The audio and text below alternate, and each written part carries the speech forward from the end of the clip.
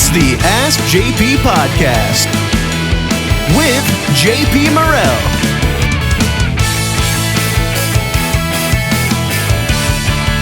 Now, let's start the show. Here's JP. Well, everyone, welcome to the Ask JP podcast. We tackle the issues and ideas of the day. We are so excited to have our second candidate, the incumbent for the District 91 seat. As you know, the format for this is pretty straightforward. Monet and I will kind of do this rapid fire back and forth questions. Feel free to extrapolate as long as you want. We're trying to keep these in a tight 30 because we have so many of them to go, but we look forward to seeing what you have to say and what you have to share and to really inform your constituents and voters on kind of your stance on issues and kind of what you're doing and where you want to go in the future as a representative. So with that, Monet always goes first. All right. Hand it off to Monet. This way. All right. Thank you for joining us, Rep. Landry. So our first couple questions, I'm just going to tie them in all together. It's why did you decide to originally run for the legislature in 2019? What makes you the best candidate for the job today? And what do you see as the needs of the constituency that you represent? Right. So early 2019, I had just turned 40, by the way, which I think has something to do with it. JP is nodding. I never planned to run. I've been a lawyer a really long time, involved in politics outside, sort of. Had represented a clinic, abortion clinic before, and I heard this seat was open. And remember, this was right sort of post-Trump, and I was really excited. I said, oh my God, I'm going to work on a local race for the woman running for this seat. I knew there were no women basically in the legislature. And I started asking around, and there was no woman running. And I got like a little pit in my stomach. I said, oh my God, I'm going to be mad for 12 years if I don't run for this, knowing that there was no women. And so I ran on my own views, which are pretty progressive. And like a lot of our friends, with the idea that I'm running as myself. I'm not coming back on abortion or guns or anything like that. And the district doesn't agree, then I'm not meant to be there. And we worked our butt off. My first advisor way back in February, he said, you're going to have to walk. You have to introduce yourself to anyone because you don't know anyone. And we did that. Fundraising is hard for a first-time candidate, especially women. And I just ground it out and I won. And it's been an interesting 4 years. The first couple of years was basically COVID. And they just threw us in there. We didn't know what we were doing. Two-thirds of my colleagues weren't wearing masks, and that caused a lot of problems. They tried to overthrow the government, if y'all remember, in October 2020. Throwback. Yeah, they were trying to overthrow the government. And but as time went on, we kind of figured it out. No one tells you, JP, no one tells you how to do this and how. Well, as a my dad was a legislator, so I kind of saw how much of a train wreck. I saw a train wreck firsthand. It's always been a train wreck, but you've inherited I had a train wreck. You had a train wreck with like a toxic spill and a plane crashing into it when you came in. Yeah.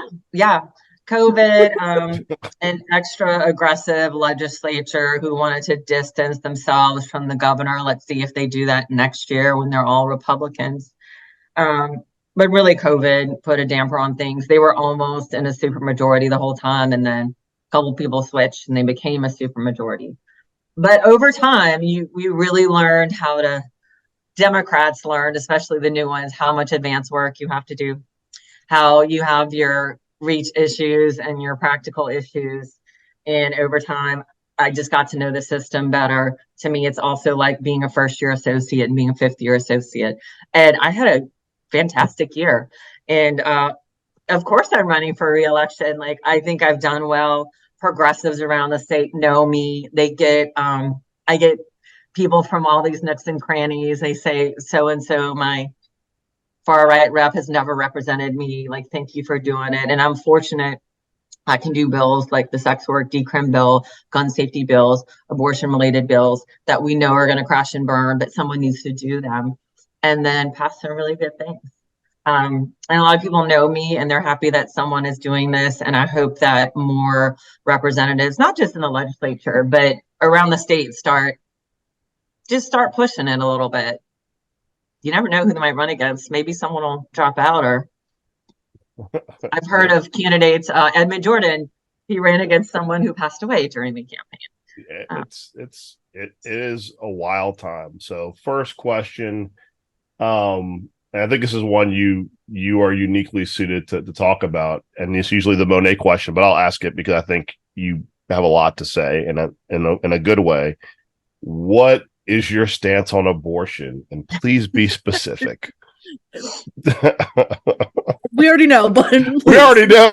Well, we have to offer an assumption up. There might be somebody out there like who's never had the internet, doesn't have a phone, doesn't know anyone, lives under a rock, stumbled in a computer store, turned on YouTube, and saw this. Talk to that one person who doesn't know your stance on abortion.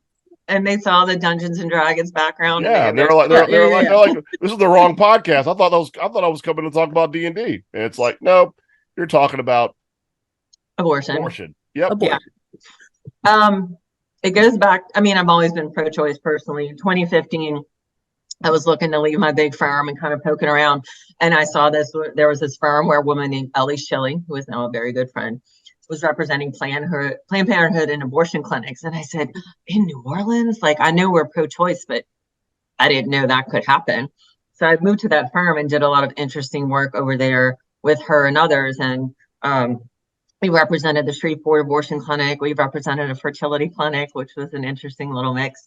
When Sofia Vergara's insane ex-boyfriend tried to steal their embryos and have them himself, we represented her. It was horrible. It's like the most abusive thing ever. Right. And then when he really, he wanted to get paid for 18 years, the song. Right. Yeah, this is gross. Yeah, imagine your worst relationship saying, we're having a baby, whether you like it or not. So when it came time to run, I knew the district was lefty, but one of my main consultants, OG, said, look, we know they're left-leaning. We got to know how much. Guns, abortion, marijuana, basically anything I tested through the roof. Like black, white, old, young, through the roof supported. And so we ran really hard on those issues that even people in New Orleans hadn't run on because you get kind of afraid, I guess. And so I ran on them then. And when I got to the legislature, I mean, I'm the person everyone calls for a quote or an interview because I understand the process, how we got here, the social issues of wanting to control women. Last year, they said, oh, no, we don't want to harm women. We just want to harm the doctors. Bullshit. They already started arresting women. And if Liz Murrill gets elected, she's going to arrest women, and how this relates to birth control. It's not just being pro-choice. Like I don't want to say activated, really combined it with maternal health issues in the legislature, which we have been able to pass a lot because there are two sides to the coin. You might not want to have a child. You might not be able to afford a child. You might die if you have this child. But if you do choose to have a child, you should be supported in every way. Healthcare, transportation, everything. Well, it's interesting you say it because I remember in my last term there, I got into a huge argument with Ben Clapper, who I'm sure is one of your best friends. And on the floor of the House, when we're talking about abortion issues, I was like, listen, is this Dennis the morning after pill? And he lost his shit. He was like, no. We're not going after birth control. We're just talking. I was like, no, this is bullshit. You're starting here, and it's like you're just getting your nose into the tent. Yep. And he was adamant. He sent notes to the legislators saying, no. This is the end of the line. We're going to do these things. And the moment we all left, and he got a couple of bills passed, you guys come in. He's like, next the morning after pill. Next all the different chemical compositions. And it's just like they say that we're not targeting women, we're targeting doctors. I agree with you. That's hardcore bullshit because I literally have talked to OBs who said, I want to go to the legislature and testify against these bills, but because the hospital or the group I'm with has one contract with LSU and Jeff Landry and Liz Murrill will burn us down, I'm being told if I go, I'm fired. And the reason why you don't see every OB in the state packing those rooms is because they're being told, and that's like you said, it's part of a strategy. The strategy is if we can prevent the doctors from saying this is a healthcare issue, then we can just make it seem like it's Tijuana chop shops, and it's not actually like actual doctors, reputable. Your OB, your daughter sees and you seen saying this is bad outcomes waiting to happen. They've been better at coming the last year or two, especially post Roe, because they're able to say, look, my choices are go to jail or my patient die. And of course, the far right's like, no, we're not preventing you from doing that. But the doctors and, Ochsner and the administrators are like, are we going to get shut down? Then we won't be able to help anyone if that happens. I had a doctor come with me this year. So I filed this bill 2 years in a row, and I tried to do a study resolution, and I tried to do an amendment that says clearly we will not, that women who have an abortion or suspected of having an abortion or have a miscarriage because they look the same, that they will not face criminal charges. Very clear. Last year when Roe was overturned, all 50 states' right to life groups said very clearly in a public letter, we do not want to criminalize women. And civil law wouldn't pass it. I got it 6-7, and Ben Clapper came in and sat there and he said, we don't need this. And he killed it by himself.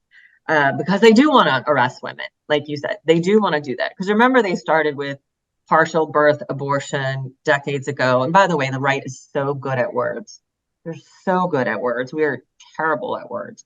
Of course, it sounds gross to pull apart. They make it seem like you're doing that to a 36-week pregnancy, which you're not. And they're so good at it. And they're so good with words. And I don't know what to do about it anymore.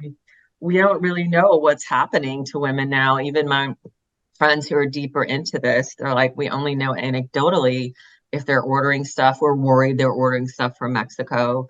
How many aren't going to be able to get out? And I think right about this summer, we're going to start seeing the increase in birth rates, but we don't know yet.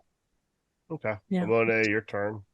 JP, you said something about talking about how, trying to find that end of the line. And this next question kind of reminds me of this, because I remember watching the testimony this past year for numerous anti-queer bills, particularly the one that banned gender-affirming care for children.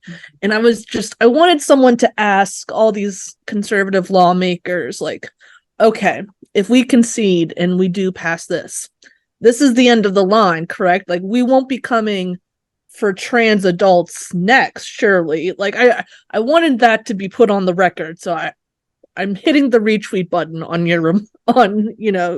what you said there. But what do you see as Rep. Landry, the rights are, or the current status of queer rights here in the state of Louisiana? I think at this point, a lot of them would openly admit that they, in some way, they wouldn't use the words go after trans people, but it would mean something like that. Remember, the trans sports bill was like high school kids, and there was like literally no one doing that. The healthcare, it's mutilation. Again, they're good with words. Mm-hmm. Like, I went up twice against these bills on the floor, and I'm like, you are horrifying people, and this is not true. There are no bottom surgeries on children. This is insane. And you use the word mutilation.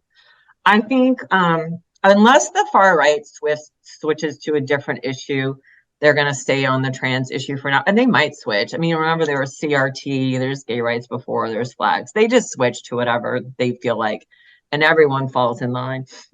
But I think with trans people, especially children, they've hit on a particularly vulnerable population that is not high in number. And told my colleagues, I said, y'all never heard of being trans until a few years ago. Only those of us in New Orleans ever heard of it. And I'm sure they met trans people that they didn't know. But now it's this tiny population. They're very different from anyone in a way that a white gay male is different and looks like everyone else. And the kids especially are vulnerable. They can't really speak up for themselves. So I think if they don't keep going with this, it's because they're going to move on to something else. And by the way, the anti-abortion nonsense, they're going to different things because they're going to lose their fundraising and their money. So of course they're going to go to different things. It's all about money. Well, I mean, I think that's an interesting point to lead into my question. It's like, I think people underestimate that a lot of these organizations, the singular issue ones, there can be no end of the line because then they cease to exist. I mean, I remember, and I think they've moved off this just because they spin themselves in circles, but there was a whole session where they were trying to sell us on Asian people were only aborting girl babies. And they had this whole massive conspiracy about this scheme of doctors who would go out and seek Asian couples. And it's like they were looking for I don't even remember that. This was got through the House and the Senate. We killed it, but they were. Wait, that was a bill? It was a bill. The bill got all the way to the Senate, and we're kind of like, show us anyone that's ever done this. They're like, it's not here yet, but it's coming. And we're like, you can't prove. First off, we had a whole group of people from different Asian American organizations being like, you racist motherfuckers. Why are you saying this is the bill to stop Asian families from aborting daughters? They're like, what the fuck? We didn't do anything. Like, why are we in this? And it was a whole narrative. But to your point, they're going to continue to find niche made up issues. Like for years, we had Sharia law. Sharia law was like coming tomorrow. And it was like the most anti-Muslim thing. It revolved around everything. So, but going to marijuana, which is like sheriff issue number one. Smoking that dope. Reefer madness. If you guys legalize marijuana, everyone's going to smoke pot and drive off bridges. There's going to be people dragged out of their houses by stoned people and robbed and beaten. And we keep progressively moving like, oh, no marijuana. Oh, liquid marijuana. Oh, medicinal marijuana. When are we going to pull the Band-Aid off and just be like, tax it and do it?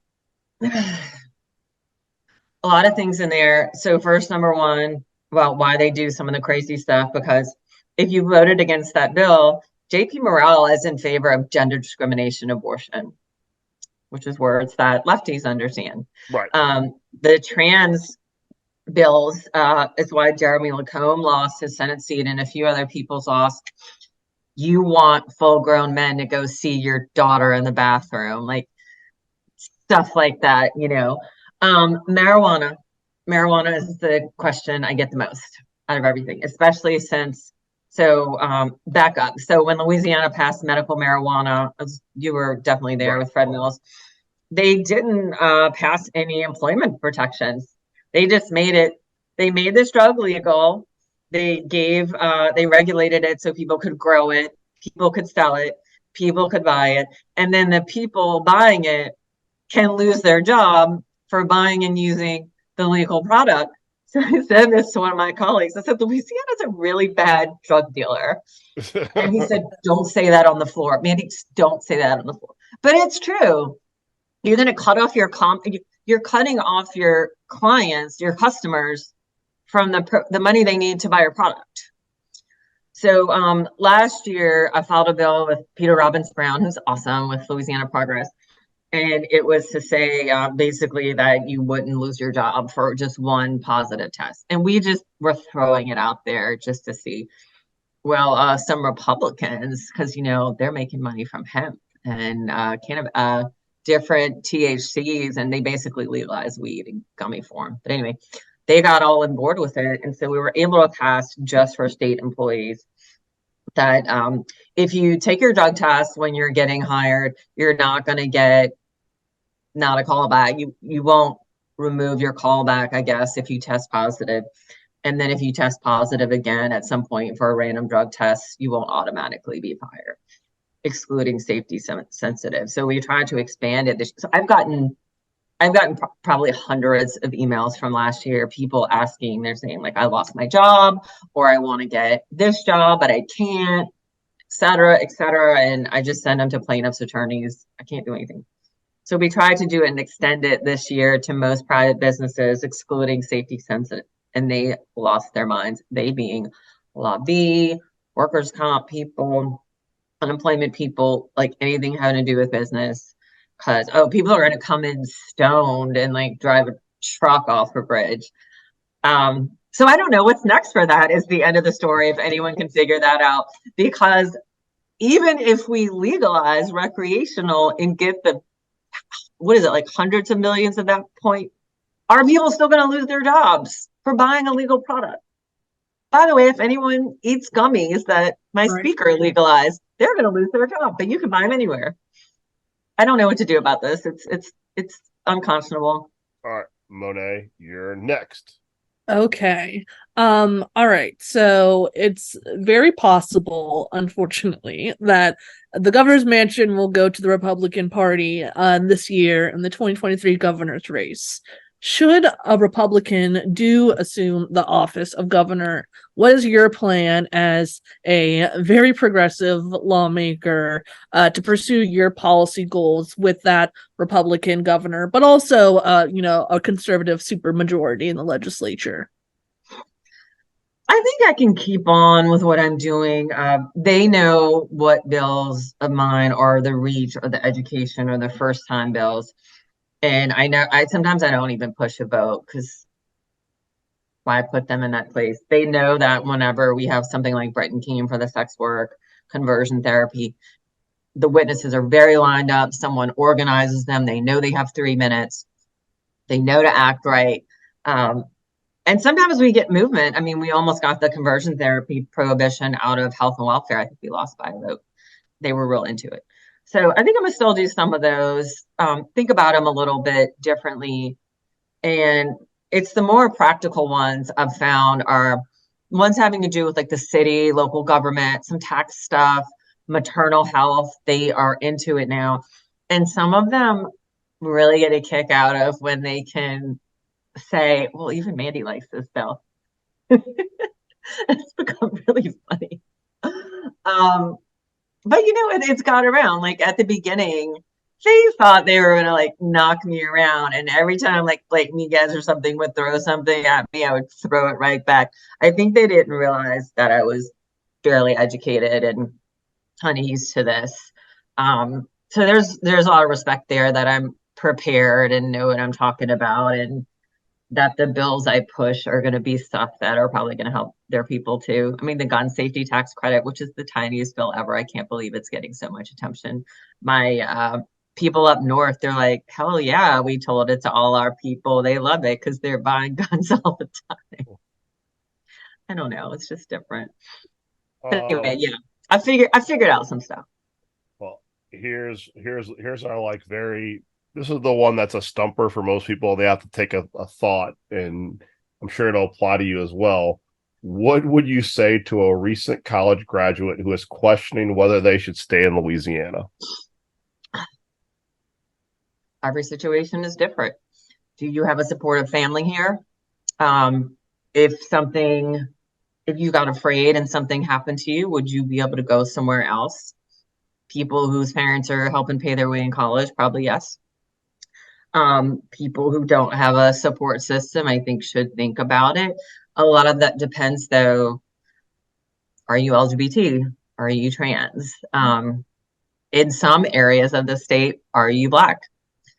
Are there going to be job opportunities for you there? Rural parts of our state are encouraging people because there's not jobs and stuff there. I think I would tell them if you can be in one of the major cities and you're doing okay and there's some help there, please try to stick around. We need you. The fact that you're thinking about leaving shows you're the kind of person we need to stay. But I understand if they want to go. Like, I left for college, not because I was worried about anything, but I wanted to see a lot more of this world, and that's part of it too. Okay. Well, I'm going to toss it to Monet for the last question, and then we'll go to a little bit of closing time. So, Monet, what you got? All right, final question. BGR recently released a report highlighting the need for reorganization and reforms throughout the infamous Sewage and Water Board. Being that Sewage and Water Board is this weird quasi-state entity, how do you see your role as a state lawmaker in addressing the inefficiencies throughout the organization? So, y'all are going to hear from me soon. No, I promise it's good. So last year, Stephanie had a Sewage and Water Board bill. And I kind of was just looking at the history, and like almost every year there's a bill, and it like changes the who's on it or changes little things. And I said, what has gone on here with this like Frankenstein organization? Let me go figure it out. And then I pulled up the statutes, and they're insane. They go back decades and decades and decades, and I could not figure out what was going on. So we did a resolution, and I've been working with Janet Howard, who used to be at BGR, and is on the Sewage and Water Board. And I don't want to call it a report so much as an outline as the history of Sewage and Water Board and how did we get here and all the changes and how did it become this Frankenstein? Because I feel like my colleagues and just the public doesn't understand what it is or how we got here because it's weird. So Sewage and Water Board is a state entity. The state gives the city, I want to make sure I'm doing it right. The state gives the city the right to regulate the Sewage and Water Board.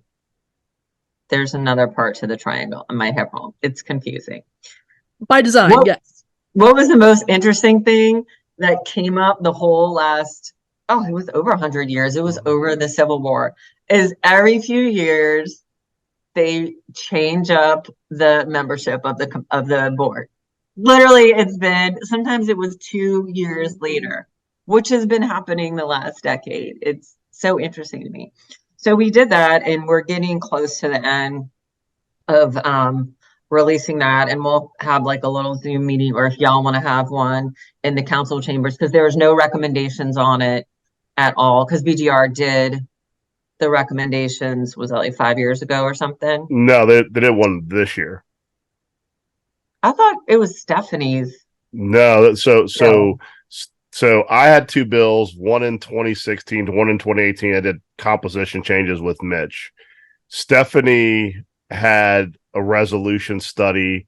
BGR just released their report this year, which was kind of disappointing because basically it was like, it's broken. It either needs to go full city or full state. That's kind of basically to kind of like summarize it. They were like, it can't continue to exist as this quasi state entity because it's a state entity, but the mayor appoints the whole board and it's governed by the mayor as the president. So like it needs to it's kind of like a shit or get off the can kind of situation. Like either make it a state entity where the state controls it and the city has nothing to do with it, or make it a city entity and make it a city entity. And it's a lot of the heartburn I know a lot of council members and the public has is the idea of being a state entity that's fully funded by local taxes and property tax is kind of unconscionable. Like, do we want Jeff Landry in charge of the Sewage and Water Board and all the money that comes locally from it? But on the other end, you're kind of like, every version of the Sewage and Water Board has the mayor running it, and that hasn't worked for 130 years because basically it's a huge patronage. It's a big, huge, it has a tremendous amount of contracting. That's when I realized that. Yeah, the mayor basically just, whoever is mayor appoints who they like. The last two reform bills gave some restrictions who they could appoint, but ultimately, if the mayor is the president of the Sewage and Water Board, I mean, one of my frustrations I have with the board members when I interact with them is they're always like, well, Ghassan is afraid to do this, Ghassan's afraid to do that. And I'm like, the board can fire Ghassan, not the mayor. The whole board has to vote. But there's this mentality baked into the board that since the mayor of New Orleans is the president, their job is to follow the mayor. And it kind of leads to kind of the internal problem that has never been resolved of. It's never been an independent board. Whoever's on the board, they always feel obligated to follow the mayor.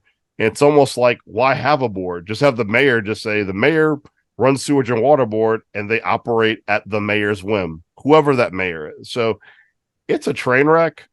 I used to joke Stephanie's idea was like, I should make the council the Sewage and Water Board. And the council's always been like, I mean, theoretically, that sounds like sane, but that would also make our job that is very difficult from zoning down infinitely harder. But I mean, it's interesting. We're going to have to work with the legislature to figure out something because I think everyone agrees the basic premise of BGR that we can't keep doing what we're doing. Everyone agrees with that. But what we do beyond that is really, was really a mess. So, we're going to have to work with the legislature. You guys are going to have to lead the charge on that because the state entity, it's in state statute. My biggest concern for Sewage and Water Board locally as a council person is they're funded by millages and their approval rating's 13% and their next millage comes up in 2025. I think that without some movement, they're going to get defunded on their own because I don't know a single person right now that if there were a millage on the ballot to give Sewage and Water Board a penny would vote for it. Mm-hmm. And they don't, and the Sewage and Water Board as a whole really hasn't wrapped their head around that like the city council can't make people vote for a millage. We can't. Right. Well, but it's like you say, they don't like that, but it's what is the Sewage and Water Board? Who is the Sewage and Water Board? The council doesn't, it's because no one wants it. The council doesn't really want it. What does the state want with it? That's part of the reason why I did the history. I'm like, how do we get to this weird point?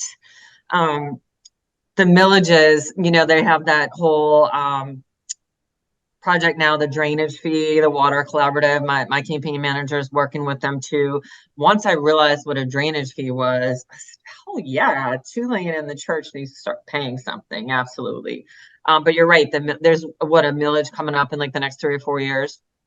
Next 2 years of millage, and it's not going to happen. It's not going to pass. And then the drainage fee is a great idea, but part of the challenge of the drainage fee, and I've talked to the board about it, is you have to really fix your reputation before you get people to want to pass anything for you. But I will say that there's something to be said that we have the only Sewage and Water Board I know of in the southern United States, and that every other city just has a public works department.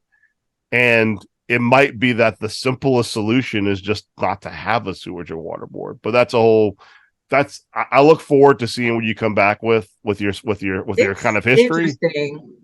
It's right. From when, the state, the Latrobe family was involved. There was, all this stuff that basically, I think it was the state's like, here, go do this, take this, or we need to make sure there's clean water. So, because it's our biggest city, so go do it. And then the charter was 50, and there was weird stuff mixed in. There's a couple of lawsuits mixed in, and it's just different from everything else. And I just kind of want to know how we got here. And I just don't know what the answer is, because what percentage of the failure of Sewage and Water Board is just that we're sinking and everything's old? That's just kind of what we have here. Can it be fixed? Well, we're bumping up on time, so if you can give us a couple of seconds to kind of do your last pitch, then we're done. So go right ahead. Tell your constituents what you think, what your last pitch is for that vote. I'll tell you what I've been telling them on doors. I'm like, hey, I've been representing y'all for 4 years. I've been doing a good job. I usually start out talking about different funds myself and the Orleans delegation received. We got a lot of money for the city. We should get twice as much if it was fair, but we're working on it. I tell my voters that I've delivered on my promises. We've brought up gun safety, coastal restoration, fight harder than anyone on reproductive rights. I'm going to continue to do that. And, most of my district knows me. They know me personally, or they talk to me on Instagram, which is what everyone says. And I'm going to keep doing that. I'm not like your average local politician. I talk to people directly. They know they'll get a hold of me. And I think that's something that voters like when someone is more approachable. So I'm going to keep doing that. I'm going to keep finding creative ways to get bills passed that we all like. And I think sending me back for 4 years is a good idea. Okay. Well, thank you so much for coming on the podcast. We're going to get this out there, and I appreciate your time because I know your time is valuable on the campaign trail. You're welcome. I want more of this.